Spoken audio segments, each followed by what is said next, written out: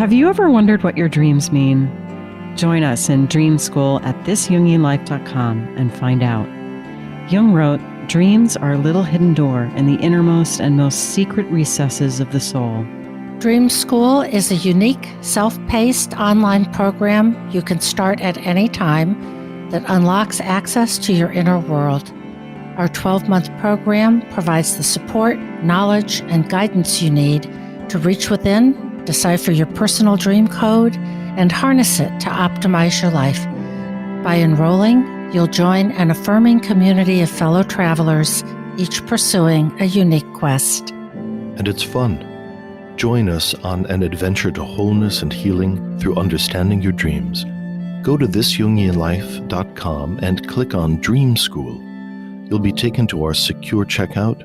Once you join, you'll get immediate access to our first 3 modules. You can get started right away. We look forward to seeing you there. Welcome to This Jungian Life.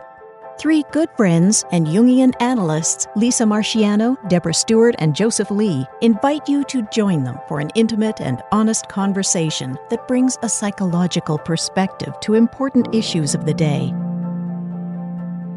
I'm Lisa Marciano, and I'm a Jungian analyst in Philadelphia. I'm Joseph Lee, and I'm a Jungian analyst in Virginia Beach, Virginia. I'm Deborah Stewart, a Jungian analyst on Cape Cod.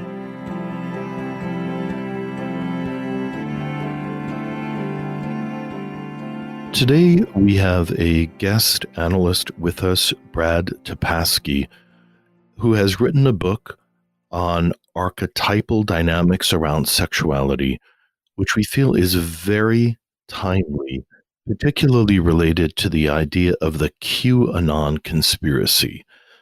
So those of you who may not be familiar with this strange online phenomena seems to have happened somewhere around fall of 2016. This strange white supremacist political criticism theme started emerging, and strange accusations were being spread that had very little to do with reality. A couple of ideas collated around this idea of the QAnon, which suggested that there was an enormous apocalyptic event called the Storm that was brewing in the world, where thousands of suspects would be arrested and imprisoned, and they would be accused of cannibalizing and molesting children. And this idea, as outlandish as it sounds right now, has captured a kind of perverse imagination in the culture and influenced people's decisions. And we even now in this election in the United States have, I believe, at least 2 political candidates who are running on a platform of alignment with this strange sexual libels. The reason that we've invited Brad Tepaske here is Brad actually is an expert in medieval religious and political studies, as well as his own book that he's written. And Brad has something to say about this old, troubling use of sexual accusations in order to try to destroy one's political enemies and also release a kind of archetypal tension in the psyche. So, Brad, help us out here with this kind of madness that seems to have captured parts of the culture. Okay. In a separate interview, it just came up, some references to QAnon, another interview on another altogether different situation that I did, where it suddenly reminded me of materials that I had found or researched in a book I wrote called Sexuality and the Religious Imagination, in which I started out by asking the question, if there were cults if there were religious contexts in which sexuality was looked upon as having a religious dimension, or even a sacramental dimension, such as some Hindu sects, which are familiar from India. So I started in looking for, I thought, well, go to heresies within the Christian tradition. Some of the sort of themes that I'm talking about are as old as 184 current era in Rome, when there was a slanderous accusation made against the Dionysus cult in Rome. It's called the Consultum Senatus de Bacchanalium, in which there was some of them founded an accusation of inappropriate and outrageous sexual behaviors on the part of the Dionysus cult of Rome. And that was brought early in the second century. That's picked up by none other than Irenaeus, who was an early heresy hunter in the Catholic Church, who talked about orgiastic, child-abusing, incestuous, polymorphous sexual behaviors that went on and were the big secret of the Gnostics and other early Christian sects who did not conform to the orthodoxy that the Catholic Church was beginning to put together.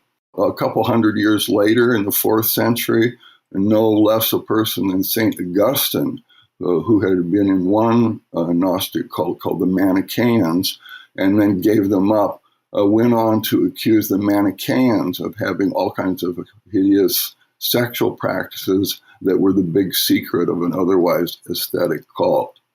Fast forward in time, starting at that same period, actually, the Romans accused Christians of actually being cannibals.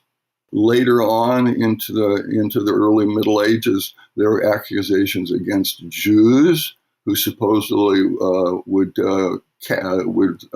capture Christian children and torture them, and then there were similar accusations yet again made through history. So, Brad, can I ask you something? Did you say that Augustine was a Manichaean at first? Yes, he did that, became a member of the Manichaean sect, which is an extreme transcendental sect influenced by Eastern ideas, and was a novice in that group for 11 years. I had no idea about that. But then he saw its errors and then turned toward Catholicism. He came from the African church, and then went on to become St. Augustine, and again refers to sins of the flesh in reference to various other groups. But that went on into accusations that were leveled at Jews in the Middle Ages who supposedly abused children and had this whole sexual shadow. And then this came into a period. Let's go fast forward to the 12th century, where these same sorts of accusations were leveled. I think pertinent to today is that this was a time when the rule of the church and general social order had really begun to break down in Central Europe, particularly along the Rhine Valley, and where there were any number of sects that emerged, some very orthodox, but things that arose where they were unofficial orders of the Catholic Church. Some were heretical, some were not. But in that age, they differ, and given the disputes, and this anticipates all the discord of the Reformation several hundred years later, where religious factions were given to accusations of that sort of thing back and forth amongst themselves. And then later on, when the witchcraft craze came along, and it's really, these things are really good examples of how tremendous harm can come in groups of people when these accusations are leveled, because of course it gives the outside group falls into the situation of being scapegoated and attacked. So we're talking about something that has a very long history. It goes all the way back into antiquity, and it's with us today. And how do we understand this psychologically? Clearly, there's some archetypal taproot here. I think what it is a repository of the depths of sexuality and bodily life and religious ideation that gets very much confounded. The times to which I referred is one of a breakdown in the Catholic authority in the social fabric along the Rhineland, particularly by the 12th century. I could give you an example from a monk who describes how he snuck off from his church, followed from a church service, another monk of whom he was suspicious. And he gives what really is a classic description of what would be called the archetypal, what I call in my book, the archetypal orgy. Oh, wow. Okay. The earliest charge of heresy merged with witchcraft was in 1022 with an accusation of devil worship brought by the aforementioned monk of Chartres. Writing nearly 50 years later, it's interesting, writing 50 years later, so it's this rumor carried along almost into another generation. 50 years later, after the event, the monk records the experience of a priest named Arafat, who went to a mass, carefully prepared himself before following one of his errant clerics to a gathering of devil worship. The monk recounts Arafat's account. I quote that historical document. They gathered indeed on certain nights in a designated house, everyone carrying a light in his right hand, and like merrymakers, chanted the names of demons until they saw descend among them a demon in the form of a sort of little beast.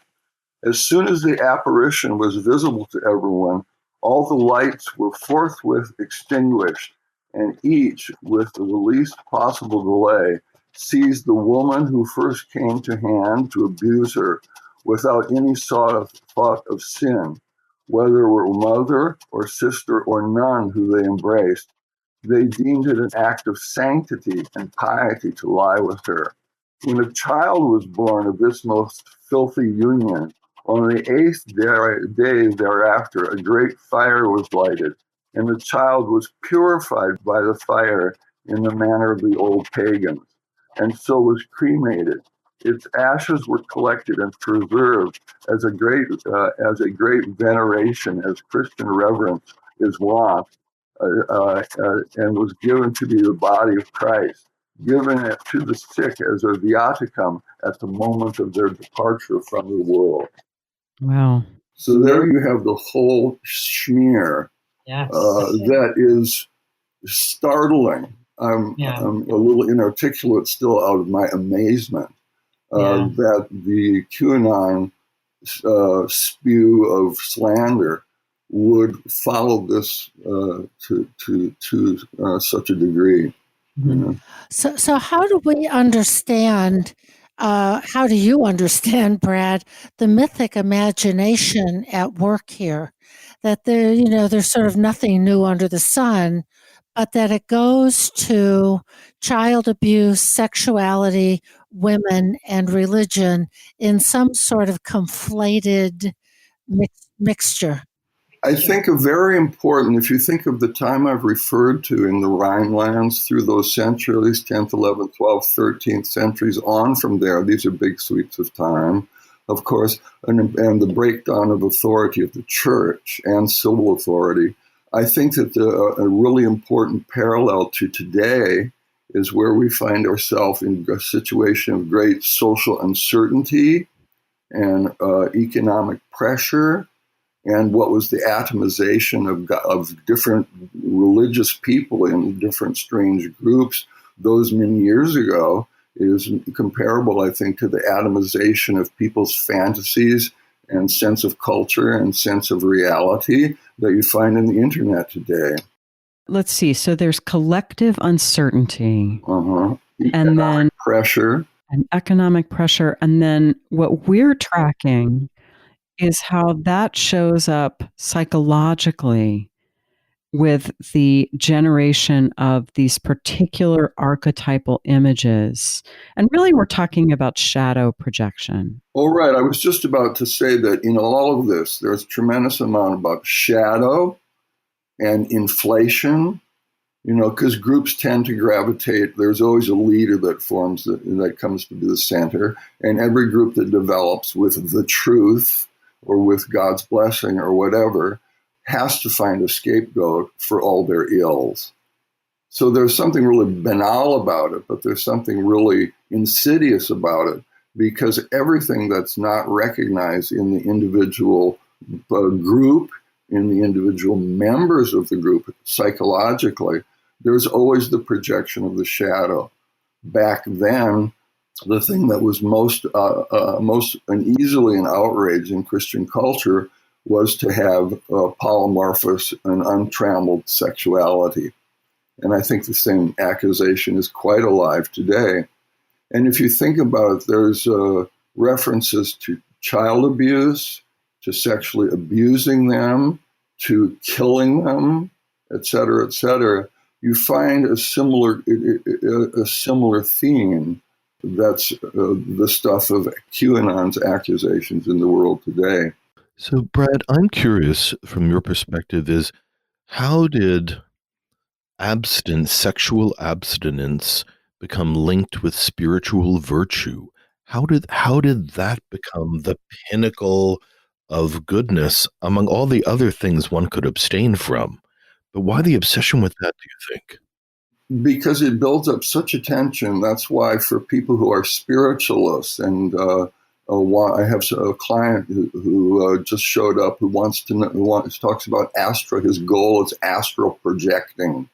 This whole thing about a spirit being one with what we call solar spirit or spirit of the upper air, I mean, that goes all the way back to the Middle East, the Manichaeans and before, where there's a tremendous dualism between the spiritual realm with all of its alleged virtues that are devoted upward, and then all the beasts of darkness and the world and violence, sexuality, aggression, etc.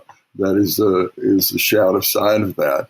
That's a characteristic pattern that goes back to Zoroastrianism. It affects that religion called that I mentioned before, that Augustine was part of, the Manichaeans. It was accented by Plato's otherworldliness, his kind of pure idealism, and it's a classic split between the above and the below that has been part of Western culture all along. And that's why what's the psychological place, is psyche, is soul. It's in the middle. I mean, there's these classic distinctions that are at least 2,400 years old, where the human being is thought of as spirit, soul, and body, or spirit and matter. Whereas psyche can be called, and it has been by alchemists, for instance, as the anima media natura, the life in the middle of nature, not material, not pure ethereal, lifeless spirit, but a living process. So I think depth psychology is always focused on that center place where we're in the struggle, in a real lived life in a material world with no cheap spiritual bypasses or transcendental tricks. And that's where we do an ongoing work. So you've really verbalized a kind of medicine for this madness. Mm-hmm. Is that a call to psyche would be for people in mass to own the sexual and spiritual reality that is mixed in this psychological world, and to not accept a kind of splitting process, to reject this idea that being spiritual means being sexually abstinent, or that sexuality should be, cleaved away from every public official. Well, that was the purpose of my whole book, Sexuality and Religious Imagination, was to look at all that's been rejected. What was once the cult of Dionysus or Aphrodite, or the others of Venus, Priapus, all of those things were once religious entities in a polytheistic system and went dark during the Christian era. And so in a lot of ways, we're grappling with the return of the repressed. But there's one thing that you said, there's no work getting done on the split between matter and spirit. The important thing is that it's such a strictly individual matter. Groups in masses don't do this. Just as we see today with the factionalism, the day before election here, we see everyone just identified with tremendous collective, two political parties, with all that going on. Any kind of work on this, and this is the real catch, and this is the real responsibility for all of us and any listeners, is that one has to go way into one's own person and grapple with everything that comes up, closely examine your virtues, of course, but also where you're as dark as the enemy you hate. Absolutely. I think that's beautifully so said, important. Brad. We're as dark as the enemy you hate. It's interesting to me that for Jung, one of the 5 or so instincts that he posited is the capacity for self-reflection. Oh, yes. And you seem to be pointing to exactly that, of look within. Whereas this tendency to project and to find a scapegoat doesn't seem to have changed much since ancient times. Yeah, no, that's very nicely put. I mean, there was a big discussion about drives in early psychoanalysis, and Jung decided to come down to the need for hunger, the need for activity, the need for sex, the need for reflection, and very much makes that point. Well, we're also in this realm of how dangerous it is to banish something that is natural into the wilderness of the unconscious. That all of us as reasonably healthy adults have a natural sexual vitality. And this was, Freud's great campaign to reclaim sexuality in this horrible Victorian world. Mm-hmm. And he did a great job at telling us how crazy we can become if our sexuality is attacked over and over again. Mm-hmm. But more importantly, when our sexuality, among any number of things, is attacked and attacked and attacked, and it's driven into the unconscious, it becomes strange and distorted like all other disowned parts. And it resurfaces in the imagination of people who make these strange accusations. So the really shocking lack of consciousness shows up when you have people sitting on public media telling you how they are obsessing about internal images of sex with children. And as part of their obsession, they end their lurid descriptions with accusing somebody else of these actions. But if we all just took a minute to just think about it, how many hours a day is this person fantasizing about having sex with children?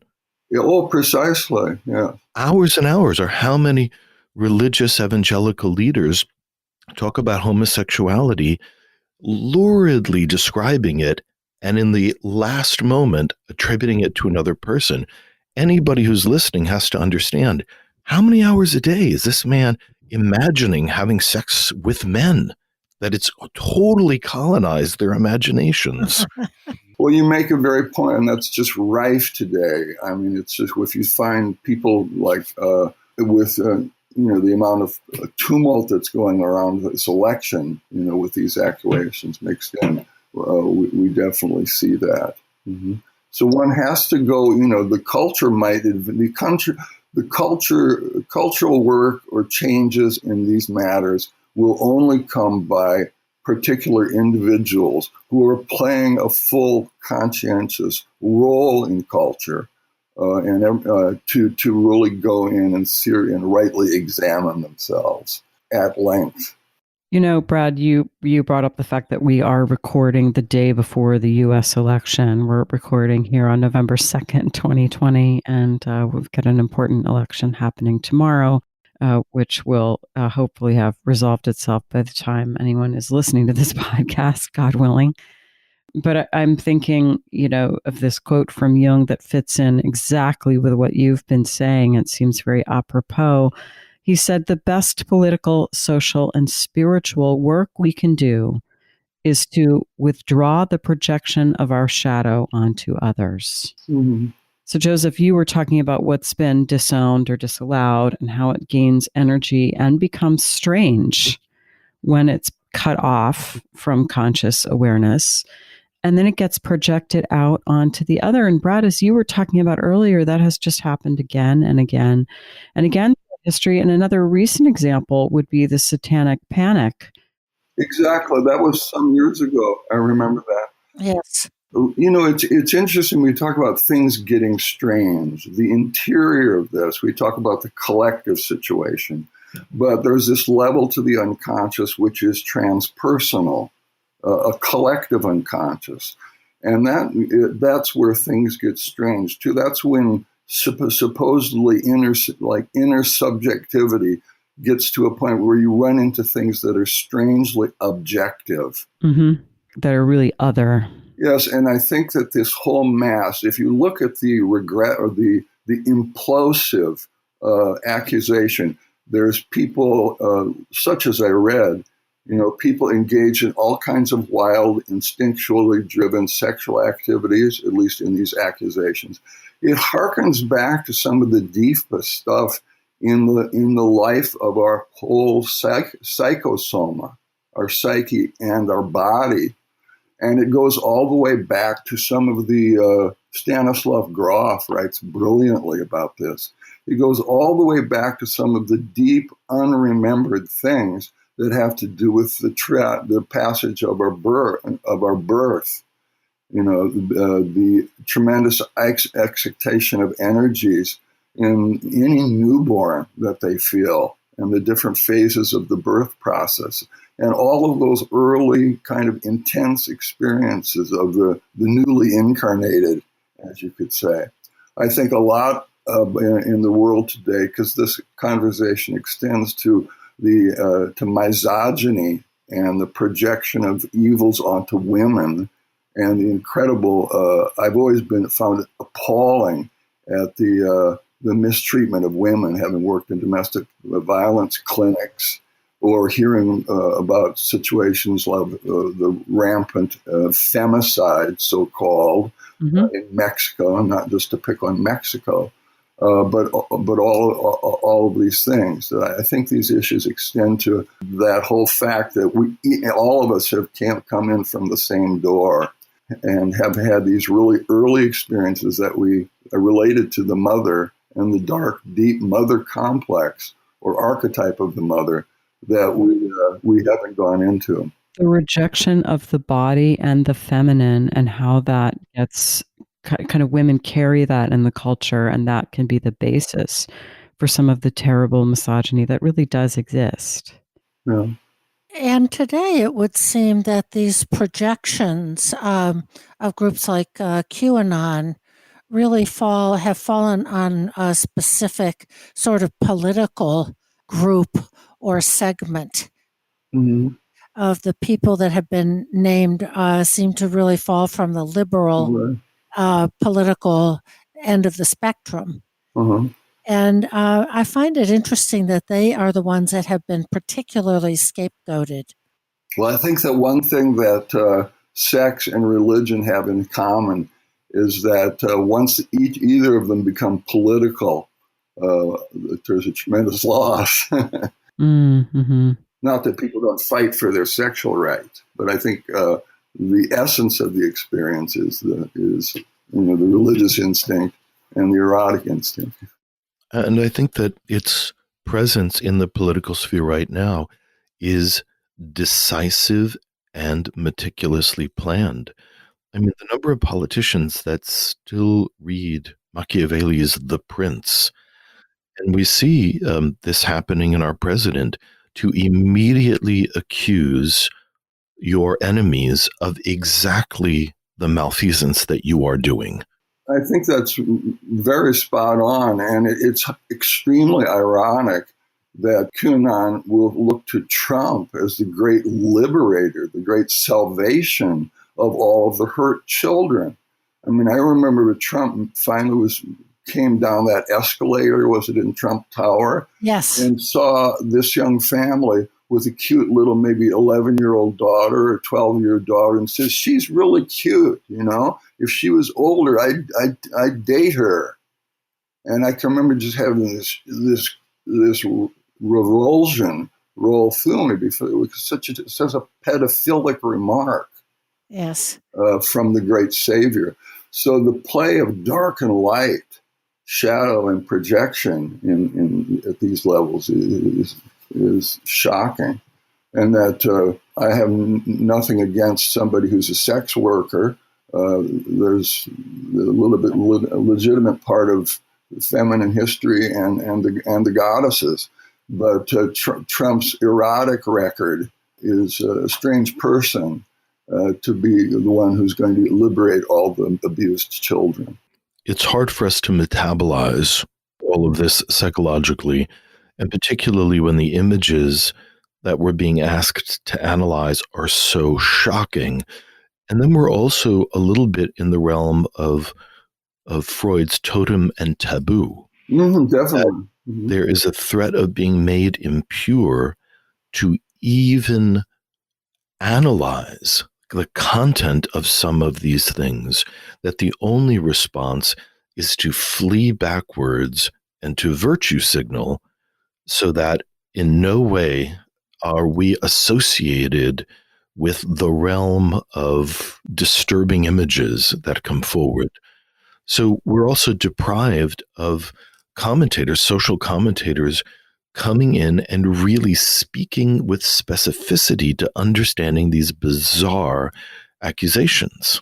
Well, I've had my own disquieting moments by writing a book called Sexuality and the Religious Imagination, which systematically takes apart Catholic patriarchy and talks about the pagan gods. There's a section where I even go down under the Vatican and look around.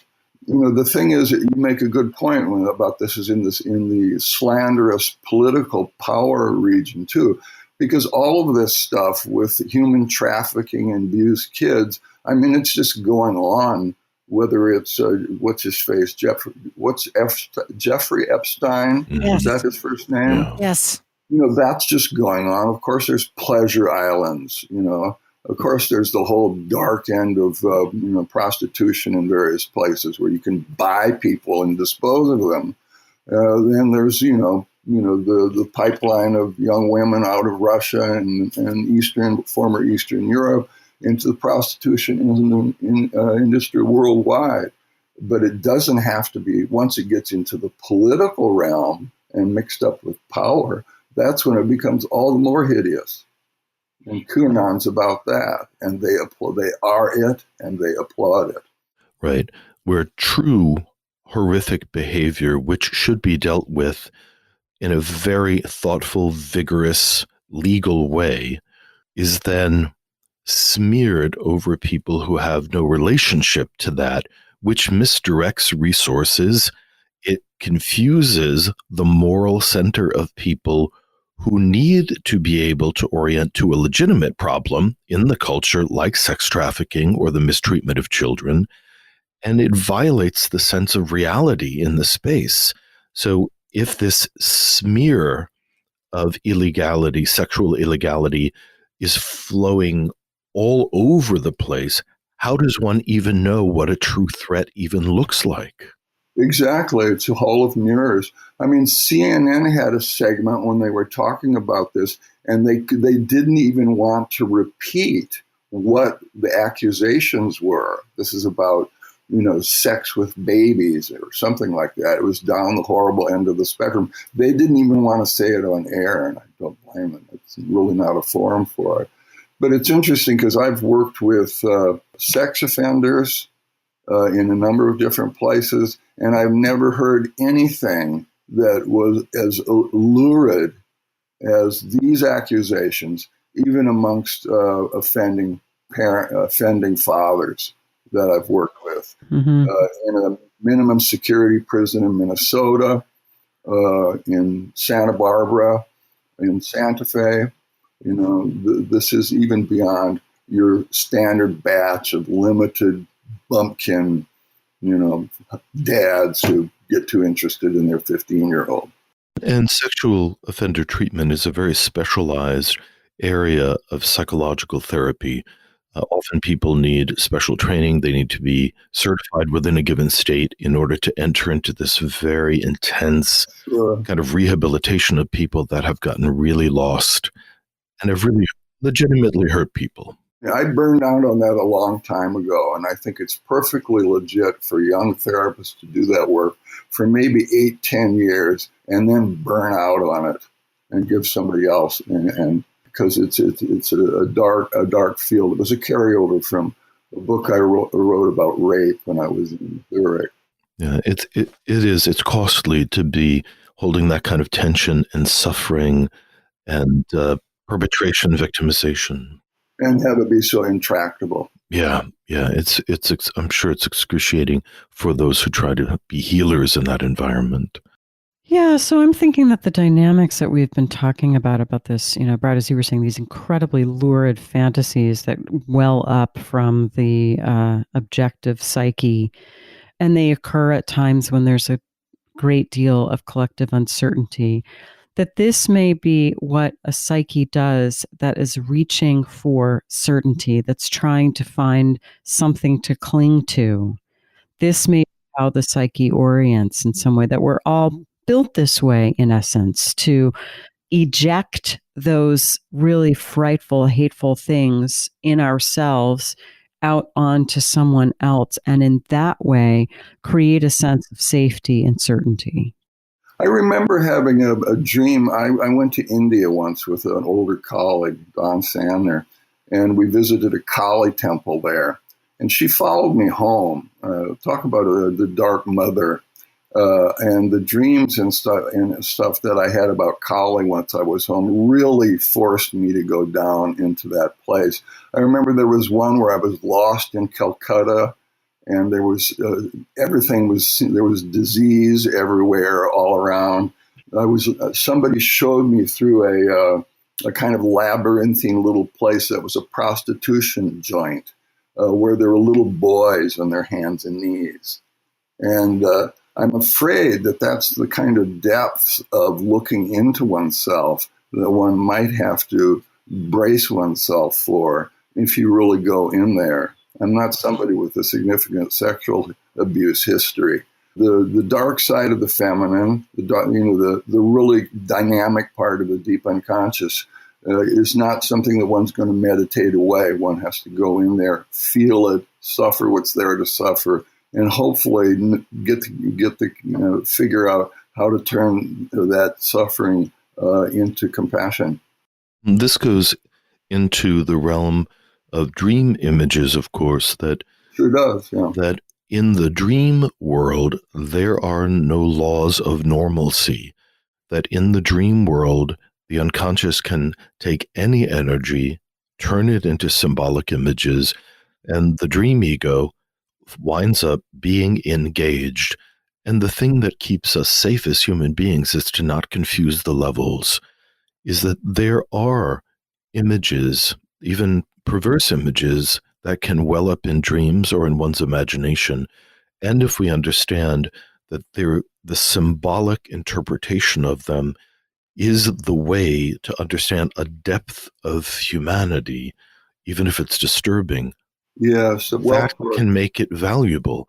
It's when people then concretize or want to live out some of these symbolic images that they can create tremendous injury to other people and injury in the culture.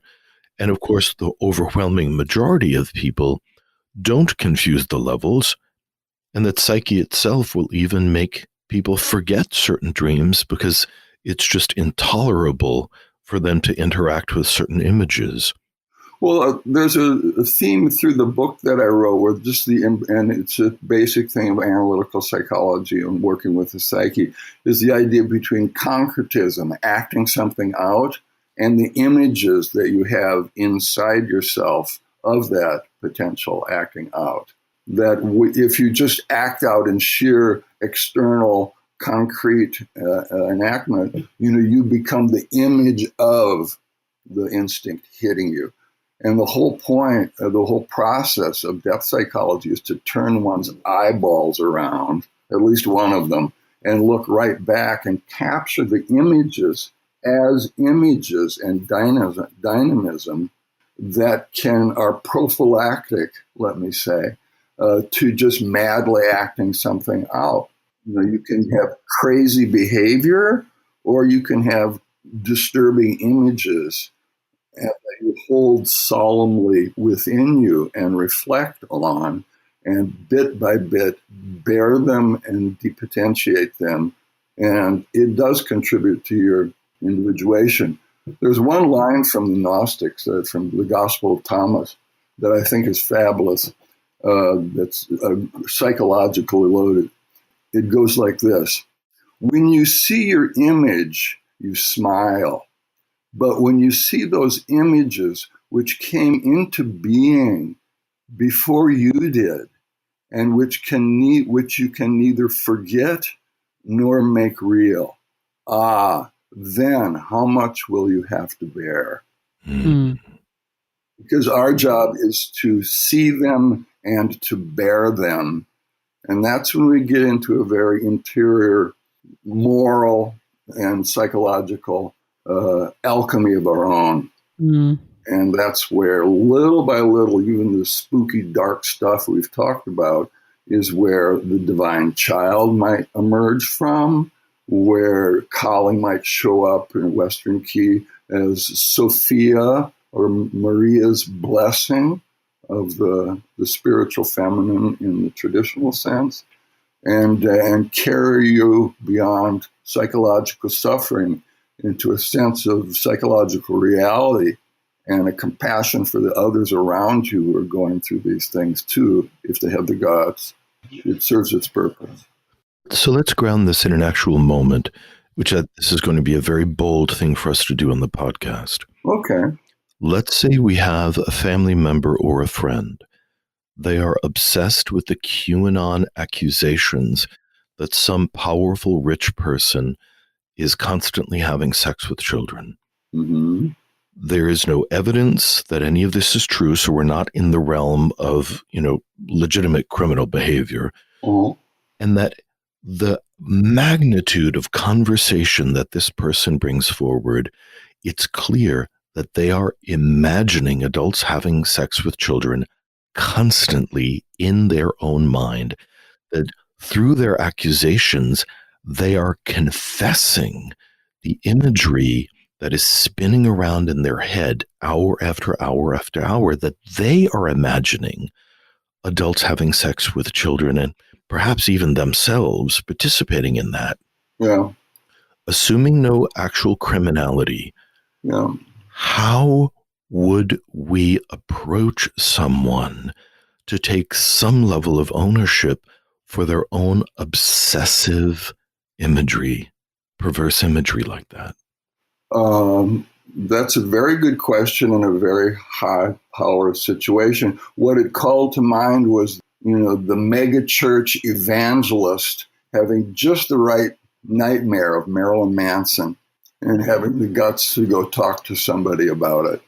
Whereas, if you talk about opposites in the religious conglomeration, we have the great moralist again and again is the one who's got the big secret.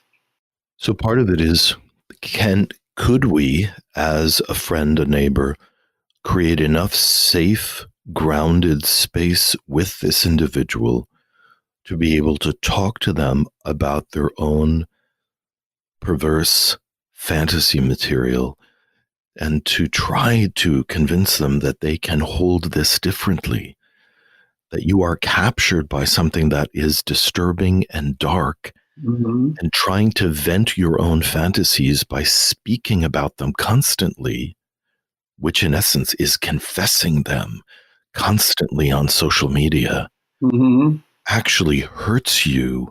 It hurts other people who can be infected by your fantasies of these things. And that there is a spiritual and psychological solution to this. And part of that solution, it sounds like, is to understand the symbolic level of even horrific imagery. I can only agree with that. I don't have an immediate response to that, but it's just very well put. It would be a rare and private moment where that would be a constructive conversation. This is like, even when I do work online with clients, I have to have the door closed. Yeah, of course. In my office, it's years of forced habit. When the door is closed, you're in the vessel. It's very, very difficult to say, this is stuff's been splashing around in your psyche and out in your dreams. Where is that in you? Where is that in you? But I think one of the points that I'm taking from this conversation is, given all the history that you've elucidated, Brad, of how far back these images and scapegoating and so on go, that when people, in the case that Joseph just posited, are obsessed by this stuff, they're really possessed by images of the collective unconscious. So they're very big, deep human symbols in the unconscious. That's what gives them such tenacious power. And I think that's probably also what makes them so very difficult to own as my own psyche. If it's so big that it truly feels like other, it's really out there. It doesn't feel like it's in me, that it has anything to do with me. Yeah, that's a great point, Deb. Well, it's often said, this is a bit of a footnote or a detail there, it's often said, well, anything in the dream is me. And that's true. But on the other hand, it's not true. Exactly. Because there's a transpersonal. There's these emotional and imaginal centers deep in our unconscious. That's where subjectivity, and for Jung too, startling becomes a weird inner objectivity. That's that dividing line, and it's often blurry, and it's a soft edge. So we're really talking about how we relate to what we might call evil. That's fair to say. We're talking about shadow, evil. One can't digest everything. One can't transform everything. That's part of the malady of dualism, is to think that all evils and stuff, to not include evil or darkness or dismemberment and destruction as part of the God imago. It's a terrible proposition for a good Christian. Just like discovering authentic religious meaning in the body, as Jung says, is a terrible discovery for most good Christians. One of the accusations that QAnon makes, which I find to be astoundingly archetypal, is the cannibalism of children. That's why I read that thing about taking the child as medicine or making a little cake or something. And this imagery shows up in ancient mythology, and as you said in the story of Dionysus, that Hera is furious at Zeus for having an affair. There's an illegitimate child, and she convinces these monstrous giants to lure the child away, to butcher him, cook him, and they eat him. And how easily the culture will tolerate this idea of cannibalism when we talk about the Eucharist and eating the body of Christ. That this idea of cannibalization moves around in the archetypal psyche in some ways which are sanitized through religious ritual, and in other ways that rise up through this brutal, titanic imagination, and again shows up as an accusation. And yet there's an archetypal shape to this idea of eating a child. I looked up the QAnon website, or one of the websites, and I found what is a logo which is titled "Where We Go One, We Go All." Yes. And I'll show it to you. And it's a picture that's kind of an amalgam of the ancient Ouroboros that swallows his own tail with the touch of "Don't tread on me" Yes. at the same time. Yeah. And that's their slogan. Where we go one, we go all. That's exactly the problem. Where we go individually. One has to tear oneself loose from these mass. Jung hammered at that away. Yes, he did. The bewitching of the German people by shaman Adolf Hitler. Mm-hmm. He talks about that in After the Catastrophe, his essay, and Wotan. And if you do, we have a mad shaman on our hands. Well, I think that there's a mad shaman in several different places in the culture. Actually, I think that this is happening, in different ways across the political spectrum, frankly. But yeah, I think that that's a great point. The way that the masses can be so easily gripped by archetypal contents, and one of the things that Jung talks about, and I believe it's in After the Catastrophe, he talks about how this mass psychology can induce us to believe absolutely preposterous things. And there's this sort of leave taking with reality that I think we see with the QAnon phenomenon. We also see it elsewhere, where people latch on to just patently false ideas that are absolutely unverifiable and championing these as if they are, truth. I'm thinking of people's preparedness to think that after all these deaths, after the COVID pandemic is just a hoax, the suicidality of hundreds of thousands of people who gather around in mass political rallies or whatever other industry, packing of people together. It's a madness that is utterly breathtaking, is how casually suicidal vast chunks of this population are. There's a real sadness here. To say the least. Yeah. Oh, it's truly a grief, really almost beyond being able to be worded, that people need these beliefs so badly as to risk their lives and the lives of the people they interact with in order to go to a rally during the time of COVID, to believe that the earth is flat in order to have a mythic, something numinous to hold on to ground themselves. The power of myth, right?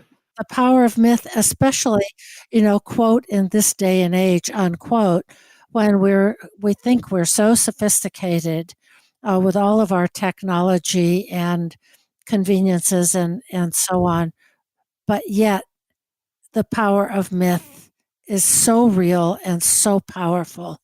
And I would just like to say that sometimes when we talk about stuff like this, we talk about that people do this or that people need this. And I always want to say that we need this or we do this because I think we're all susceptible to this. And that I have these ways, that I have my mythology that I cling to, and to think that any of us are free from this, or that we've done enough, work that we're not susceptible anymore to any of this thinking. It's just not true. And so I would hope that anyone listening would say, and where do I do that? Because we all do. Yours right now is the voice, is the reminder that's pertinent at every moment. When you're thinking, I've got it now. I've got it now. I think you're right on, Lisa, that we all have a mythology, and Jung was very clear about how we all need to be related to the infinite, and the infinite can constellate in any one of a number of ways that takes shape as a mythology.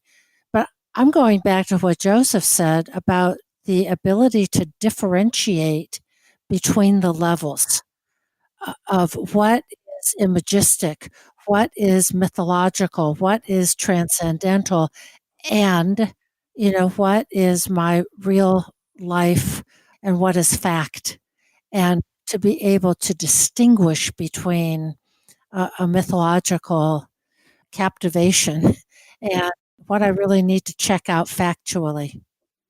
Jung really hammers away at that. After his so-called 5-year confrontation with the unconscious, he gave a talk at the Analytical Psychology Club in Zurich, and just really pushed the necessity of living a real communal social life in the world, and gauging your myth with or grounding it with being part of a community, keeping a perspective on what's the great mythical imaginal part, and just the normal progress of a life, and working on the life lived. Yes, the life that is in your hands, in the room with you, that you are engaged in, rather than springing out into this mythic media world of fantasy and perversion. And I'd want to just close up this one section just to say that the greatest proponents of QAnon theories and bizarre sexual slander are clearly possessed by the spirit of perversion, and their souls are trapped in images and impulses that make them sick, spiritually sick, and then via social media are making other people sick. And knowing this could be a kind of vaccine against participating in that. I hope people will walk away with some sense of that. Yeah. There's more than one pandemic going on. More than one pandemic. Yes, and there it is. And perhaps it's time to switch to a dream.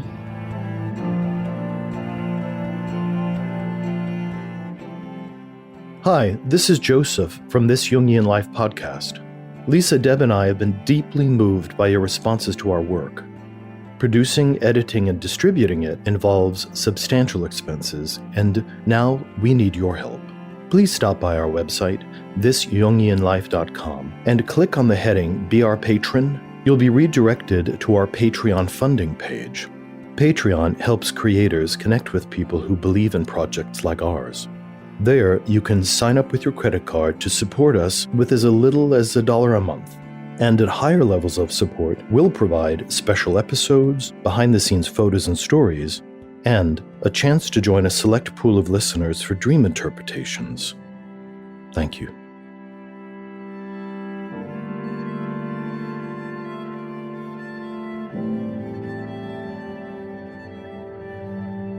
Today's dreamer is a woman who is 31 years old, who works as a writer and in communications. And here's the dream. I found myself in an enormous mansion, entirely empty. It was like a Jane Austen ballroom. I was alone. A man with an afro and a baby in a baby Bjorn walked and passed one of the many giant windows with snow behind him. He saw me and looked petrified. Running inside, he wanted to know what I was doing there, saying that this was the devil's house, that the town had gotten together years before and killed the devil. A prophecy was made that the next person to enter the house would be the devil. He said that the townspeople now wanted the devil back because they were fighting so much more now, getting divorces, as they no longer had anyone to blame for their problems. I said I didn't want to be the devil and protested. Then my vision went black, and I saw the silhouette of 4 distinct animals' faces rushing toward me. The only one I remember is the goat. And here's some of the context that I'm going to abbreviate. that this dreamer's sister became psychotic several years before, and this has affected the dreamer with guilt and yet also exhaustion. The night before this dream, the dreamer had slept in what used to be the sister's room. And the dreamer also says she has concern about her own insanity and fear of being a bad person and perhaps being scapegoated. And in addition, this fear that what had happened to the sister could happen to her, and that the sister has a lot of real fantasies and delusions. But our dreamer is a fan of Jung and feels that her intellectual knowledge may be a real aid in combating some of these feelings that she is having that have been imaged in the dream. So we have a big dream here with a lot of archetypal themes in it. And that's very much related to the dreamer's current psychic situation. Mm-hmm. So if we sort of begin at the beginning and just look at the setting, it's an entirely empty mansion. So this is a very big house. There's a lot of capacity here, but it's empty, which is eerie. I'm imagining that's the feeling tone to it. And it has a historic, note here with it being like a Jane Austen ballroom. Something from the past. Mm-hmm. With the memory of socialization, of pleasant socialization. Mm-hmm. Mm-hmm. Exactly, for formal social functions. That, too. And there's a little bit of grandeur. It's a mansion with a ballroom. Yes. So I'm just taking it really step by step here. She's alone and sees a man with an afro and a baby go past the windows with snow behind them. He saw me and looked petrified. So I'm taking from this, sort of life and the baby as new life, but these sort of images of freezing. The snow is cold and frozen. He's petrified and frozen emotionally. Prior to his running inside and the story that this is the devil's house, the town got together, they had killed the devil, and the next person to enter the house would be the devil. So here's this projection, right, onto the dream ego of being scapegoated. Mm-hmm. Before that, I just want to say that, we were talking about the quality of the house, and Brad, you pointed out it was sort of a memory of pleasant socialization, and we noted that there's something really kind of grand about it. And it turns out it's the devil's house. So the devil's house is where one can have a lovely ball. The devil's house is full of rich possibilities. And that if you banish the devil, if you try to kill the devil, well, you might just be killing off some really important positive things as well. Yeah, he's a man of wealth and taste. Right? He is indeed. I was thinking of the famous imagery of Dante's Inferno, where the devil is frozen in the underworld. Yeah, there is this juxtaposition between it's the devil's house, but there's snow. You can't kill the devil, but this person with the afro and the child seems like a nice potential, replacement or suggestion of what might replace. And then I know you have yet to get to the 4 animals, Sean. Well, it's so interesting that the townspeople now want the devil back because they're fighting so much and they're getting divorced and they don't have anyone to blame for their problems. So it's like we need a devil. We need someone to blame. And of course, that is the scapegoat dynamic. And we've been talking about that a bit in today's podcast, how it is a very natural thing to project our shadow onto some other group. But I'm also thinking about how when we disown the devil in our own lives and in our own psyches, we may in fact find that there's more discord and unhappiness. That somehow being whole requires having a kind of integration of the devil or making a kind of pact with the devil, as it were. that when we're too split, that's a problem. This dream reminds me of a dream that Jung talks about in the collected works.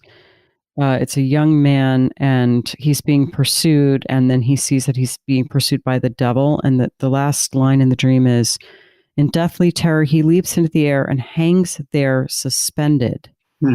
And Jung talks about this dream, and one of the things he says with it is that the dream showed him that if he wanted to come down to earth again, there would have to be a pact with the devil.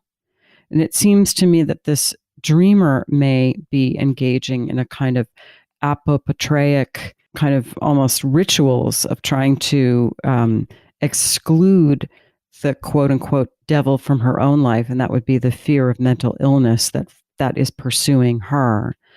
And it may be that the dream is inviting her to kind of make a pact with that, to come to terms with it rather than running from it. There's a real sort of all or nothing construct here, that the townspeople thought that they could just get rid of the devil. They could just kill it off. So take the evil principle and just somehow annihilate it, banish it, and it is no more. Then, of course, it seeps out because now they fight more and get divorces, You can't kill it. But then it seems as if it's projected onto the dream ego, who is, of course, horrified and says, I don't want to be the devil. So how it's like what we were talking about. How do we own our own darkness? How do we metabolize it, look at it, become conscious of it? And what is the process for dealing with our own fears? Yep. That I have the capacity within me to be the devil. Yes. And I have the capacity within me to be psychotic. Yes, exactly. And she is displaying very much a family dynamic of both scapegoating and projecting shadow onto her sister. Yeah, there's a family system wraparound here. Exactly. So I think for me, personally, the dream is very much about guilt, about scapegoating her sister, her ambivalence about the father co-participating in the sister as the identified patient, and that getting sloshed onto her. So we're in this enormous mansion, which is somehow historically relevant. She's isolated. She's alone. A father, right, carrying a child, rushes in, terrified, and begins this process of talking about the devil, implying something about witchcraft. In the context, the dreamer has already thought of her own sister as a kind of witch that deals with crystals and New Age paraphernalia that frightens her and that she associates with this kind of negativity.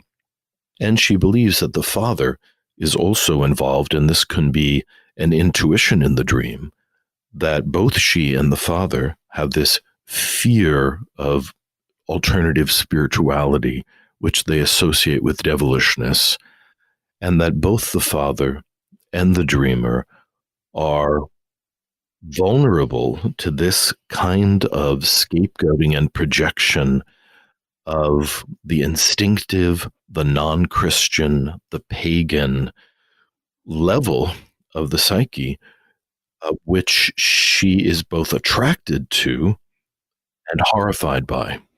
I have a line that speaks to that so much from Goethe's Faust, where it says, "We, lewd heart, can relish the salacious." But then he goes to Greece and he says, "I never saw much value in these Greeks. They set the senses free in dazzling freaks. The sins they lure men to have light and spark, while ours are always sombered, buried in the dark." Beautiful. Beautiful. Frightening and alluring New Age kind of theologies and practices like meditation or massage. all those great transgressive New Age dangers out there waiting to ensnare people. But there's something in the psyche. The townspeople now want the devil back because they're just fighting so much more, and they're getting divorces, and they have no one to blame for their problems. Talk about a stunning declaration of wisdom in this woman's psyche. Right. The fact that her dream figures can with such pragmatism speak about what is driving this larger layer of her psyche, and how she herself really needs a scapegoat in order to stop blowing up her relationships out in the world. Mm-hmm. It's a tremendous declaration of this defense system. Yes. And there's a wonderful idea that when people dream about something, it's because the self thinks they're ready to really confront it. Yeah. So she's really ready to look at this process of scapegoating and projection that can just possess her, I think. Is the part there about the animals, the 4 animals? Right. That's so interesting. Because where there was devil, the devil's kind of a black lump. I mean, if you look at the history of the Christian devil, you'd find he has a chin like Charon. He has horns like Pan. He has cloven hoofs like Pan. He's shaggy like Dionysus. Sometimes he's shown with wings like Hermes. You know, the Christian devil is a whole kind of amalgam of pagan religious imagery that's undifferentiated and just in suspension. That's why I'm interested in the 4, since that's the number. There's the devil, okay, blame him. But then why don't you turn from that and let's look at these 4 animals? Because animal symbolism is usually a lot, it's warm-blooded. You know? Yeah. I remember I worked with, supervised a couple of women in Romania who talked about a dream, but one of them talked about a dream where a woman was continually being chased by a wild boar, by a repetitious dream, until finally once she stopped in the dream and turned around to face the wild boar, which they actually hunt up in the hills in Romania. And anyhow, the boar stood on its hind legs and spoke to her and said, "If we can talk, there's hope." Oh, that's so great. How beautiful. Yeah, we just laughed. That's why I got used to when I got used to Sky was talking to them. But the monster who's pursuing her stands up and says, when she finally turns around to face it, you know, if we can talk, there's hope. Yeah. Well, and it's also the vision of Ezekiel, the 4 animals that come out of the cloud of divine forces, and the quaternities suggests the possible presence of the self. Now, what's different about this vision is that one of the animals is a goat, and in Ezekiel's vision, it's a bull, a lion, an eagle, and the head of a man, which are the 4 cherubim and the 4 elements. There's the creator god Phanes, too, who's firstborn, light-bringing, and Eros, and who comes with a body that's covered with all different animals. Well, and the goat is associated with the devil, by the way, and with witches. Witches rode upon goats in the Middle Ages. Which harkens back to Pan. Exactly. And the incredible sexual drive and fertility of goats. And so we're back in this realm of fear of sexuality, fear of the beast level of the psyche, and coming in the quaternity, the fact that it in fact could redeem her and rescue her from this isolation.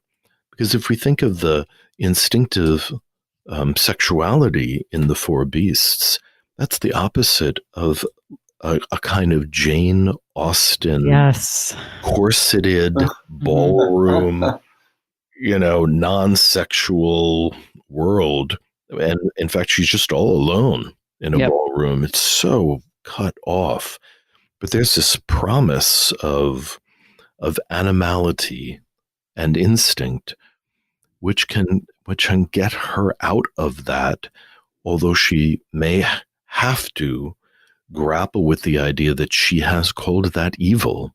Mhm. Well, you emphasize the sexual element too, but it's also just the animals could be a connection, a playful connection with her own emotions, her own feeling life, her own bodily feeling. It's a very nice resolution going from the alone formality of a ballroom and all the etiquette around that to the devil and that story, and then just animal life. This is vibrant, instinctual, natural, but not at all fearsome life. They're animals. Ecosystem too, which is on the auction block. Between sort of the cut off formality and the archetypal evil, there's just life.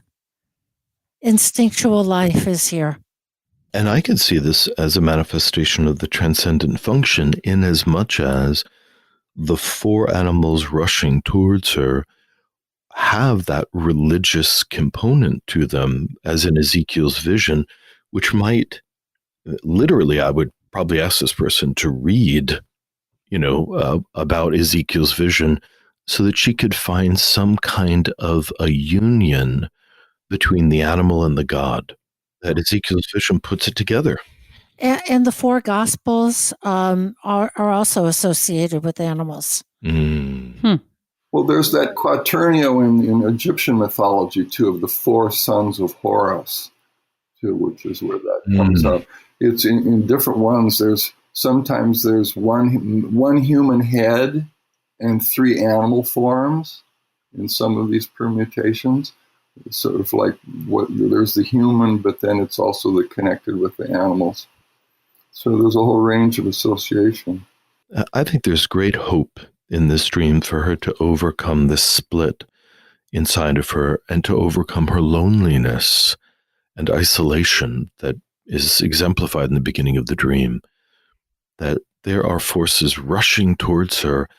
And just as you said, Brad, if she can welcome the conversation, welcome the company of the psyche, she's on the verge of I think a really interesting change.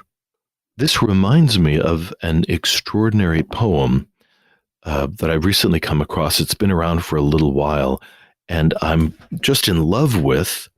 I'd love to share this with the dreamer here in the podcast, if that's okay with you guys. Sure. It's an extraordinary poem written by Tom Hirons, Hirons, and he titles it, Sometimes a Wild God.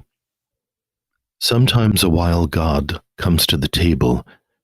He's awkward and does not know the ways of porcelain, of fork and mustard and silver. His voice makes vinegar from wine. When the wild God arrives at the door, you will probably fear him. He reminds you of something dark, that you might have dreamt, or the secret you do not wish to be shared. He will not ring the doorbell. Instead, he scrapes with his fingers, leaving blood on the paintwork, though primroses grow in circles around his feet. You do not want to let him in. You're very busy. It's late or early, and besides, you cannot look at him straight because he makes you want to cry. Your dog barks. The wild God smiles. He holds out his hand and the dog licks his wounds, then leads him inside. The wild God stands in your kitchen. Ivy is taking over your sideboard. Mistletoe has moved into the lampshades, and wrens have begun to sing an old song in the mouth of your kettle. I haven't much, you say, and give him the worst of your food. He sits at the table bleeding. He coughs up foxes. There are otters in his eyes. When your wife calls down, you close the door and tell her it's fine. You will not let her see the strange guest at your table. The wild God asks for whiskey, and you pour a glass for him, then a glass for yourself. 3 snakes are beginning to nest in your voice box. You cough. Oh, limitless space. Oh, eternal mystery. Oh, endless cycle of death and rebirth. Oh, miracle of life. Oh, the wondrous dance of it all. You cough again, expectorate the snakes, and water down the whiskey, wondering how you got so old and where your passion went. The wild god reaches into a bag made of moles and nightingale skin. He pulls out a 2-reed pipe, raises an eyebrow, and all the birds begin to sing. The fox leaps into your eyes. Otters rush from the darkness. The snakes pour through your body. Your dog howls, and upstairs your wife both exults and weeps at once. The wild god dances with your dog. You dance with the sparrows. A white stag pulls up a stool and bellows hymns to enchantments. A pelican leaps from chair to chair. In the distance, warriors pour from their tombs. Ancient gold grows like grass in the fields. Everyone dreams the words of long-forgotten songs. The hills echo and the gray stones ring with laughter and madness and pain. In the middle of the dance, the house takes off from the ground. Clouds climb through the windows, lightning pounds its fists on the table, and the moon leans in. The wild god points to your side. You are bleeding heavily. You've been bleeding for a long time, possibly since you were born. There's a bear in that wound. Why did you leave me to die? Asks the wild god, and you say, I was busy surviving. The shops were all closed. I didn't know how. I'm sorry. Listen to them. The fox in your neck, and the snakes in your arms, and the wren, and the sparrow and the deer, the great unnameable beasts in your liver and your kidneys and your heart. There is a symphony of howling, a cacophony of dissent. The wild god nods his head, and you wake on the floor holding a knife, a bottle, and a handful of black fur. Your dog is asleep on the table. Your wife is stirring far above. Your cheeks are wet with tears. Your mouth aches from laughter or shouting. A black bear is sitting by the fire. Sometimes a wild god comes to the table. He is awkward and does not know the ways of porcelain, of fork, and mustard and silver. His voice makes vinegar from wine and brings the dead to life. I suspect something like that is happening in the dream, with the arrival of the animals and the goat. You've been listening to This Jungian Life. From our website, thisjungianlife.com, you can follow us on Twitter, like us on Facebook, help us produce future episodes by funding us through Patreon, and submit your dreams for possible interpretation on another episode.